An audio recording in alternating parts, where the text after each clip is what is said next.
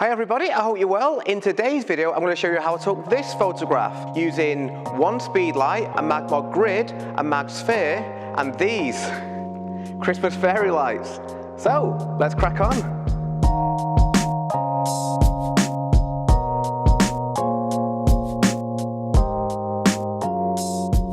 So, I'm at the amazing Atlas Studios, which is in Bolton today. As you can see, it's a really cool space. It's massive, very industrial, and it gives loads of potential for really creative photographs. So the first step in a photograph like this is, first of all, you want to do this in quite a dark environment. You don't want there to be a lot of natural light anywhere.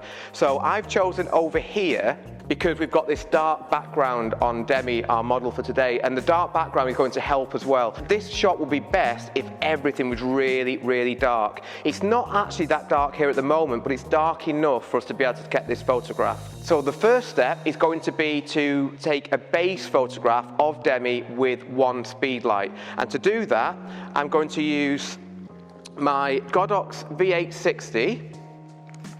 So I'm going to put this here. I'm going to place this around 45 degrees to Demi because I'm going to be taking my photograph from that desk there. So here should be about right. And I'm going to guess at the power of this speed light being 1/16. So for the first time today, I'm using my Godox X2T trigger. Let's put that on a 16th.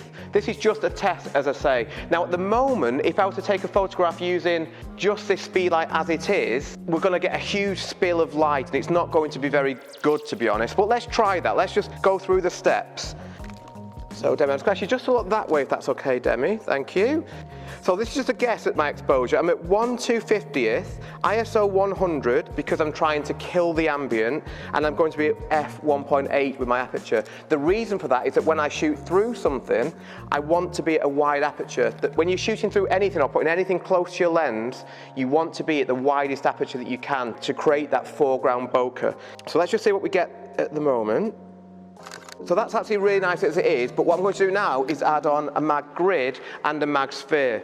The Mag grid is going to just limit the spill of the light, so it's just going to hit Demi from sort of this area, and the sphere is going to soften the light, which is really nice for portraits. I might as well just move it a little bit closer as well to Demi. So I'll put that here. Let's just see what we get this time. Beautiful, Demi. Yeah, that's good.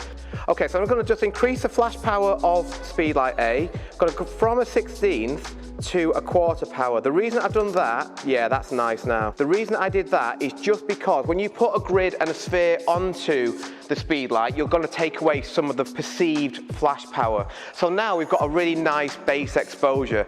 So the next step is the fun bit, and that's where we're going to use our fairy light to create the cool foreground bokeh. Say it's fun, but they're a little bit tangled. These are just cheapo fairy lights which I bought from a supermarket in the UK last year for £5, which is something like $6 or $7. Might make this into a time lapse. See you in a second.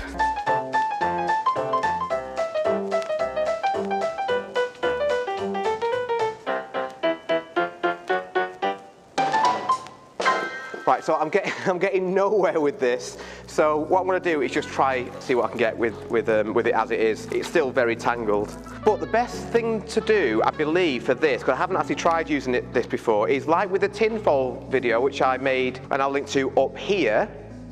We use this to wrap the tinfoil around. And I'm going to do the same with the fairy lights. So we're going to try and make like a circle, and it's this circle here which I'm going to shoot through. So the idea is that I'm going to wrap the fairy lights around this. So this looks like a right mess, but once we've got the gap to shoot through, it should actually work pretty well, I think. Hello? Let's just see.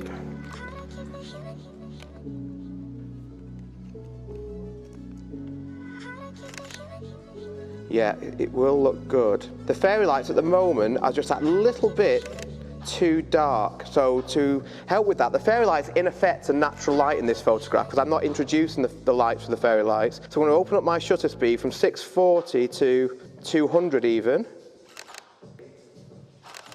Right, the fairy lights look pretty decent now at 1/25th, but because of that, Demi's way too bright. So to counteract that, I'm going to change my flash power from 1/4. Let's put it 1/32. Yeah, this is going to look cool. That's brilliant, Demi, thank you. So my exposure now is more or less where I want it to be. Perfect, Demi. So again, just to go through the steps that we've gone through here, we've started off with a dark venue, and that's really key, as I mentioned at the beginning, because you want to make sure that the ambient is low. If the ambient was brighter, we wouldn't see the fairy lights enough, because they're not particularly powerful lights. So we want to make sure that the ambient is very low. That's really nice there, perfect, Demi. The tricky thing, and you'll see what I'm doing here, is I can't really focus through these fairy lights very easily at all. The camera just is struggling. So what I'm doing instead is moving over here to get my focus, and then I'm slowly moving across. And that's the advantage of using back button focus as well, which I always use. That's beautiful, Demi. And another swoosh. Yeah, really nice. Perfect, and let's just do that again. Sorry to interrupt the video, but just to let you know that at the end of the Patreon version of this video, I show you exactly how I edited one of my favourite photographs from this shoot. So if you would like to see me editing that photograph, please sign up to my Patreon. The link is in the description. What I always like to do, beautiful, Demi, with things like this is to think, how can we then make it more creative? This is where I'm going to use my friend, the Fractal filter, which is actually my back pocket, which is here. So the Fractal filter, as I've shown you in other videos, one of which I'll link to up here, helps you to create a really interesting bokeh around the central area. So the middle part of the photograph, which is where I'm going to put Demi, is going to just be as we see it, but the light's now going to get a really cool bokeh because they're going to be affected by this area of glass here. So let's just see what happens if we use this. 1 second, Demi. Again, the tricky thing is the focus, especially when I'm at 1.8, I've got to be careful. That's perfect. That's cool. Just looking towards the light for me. Amazing. Yeah, these are perfect now.